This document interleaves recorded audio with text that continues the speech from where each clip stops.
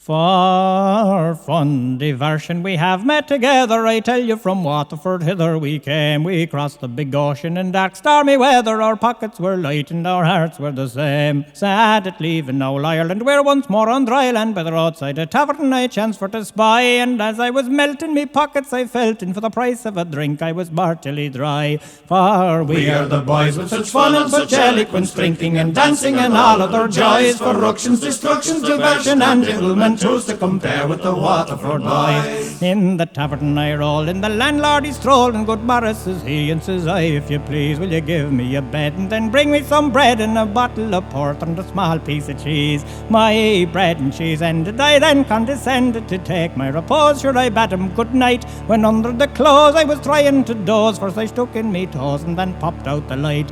Well, I wasn't long sleeping when I heard something creeping and gnawing and chawing around the bedpost. My breath I suspended, but the noise never ended. Thinks I, you have damnable claws for a ghost. Now, to make myself easy, for I felt rather lazy, well, over me head I again pulled the clothes. You're a Moses, what's that? Should a great big jack rat with one lip from the floor jumped right up to me nose. For we are the boys with such fun and such eloquence, drinking and dancing and all other joys, for ructions, destructions, diversion and devilment, who's to compare with the Waterford boys? Well, I reached for a hobnail and made up a bobtail and wrestled with rats till the clear light of day, when the landlord came in and he says with a grin, for your supper and bed you 5 shillings to pay. 5 shillings for what? Now don't be disgracing yourself, says I to the rogue, if you please. When I can't sleep with these rats, you've the devil's own face, and you to charge me 5 shillings for dry bread and cheese. Oh, the landlord went raring and leaping and tearing, he jumped through the window and he kicked in the door.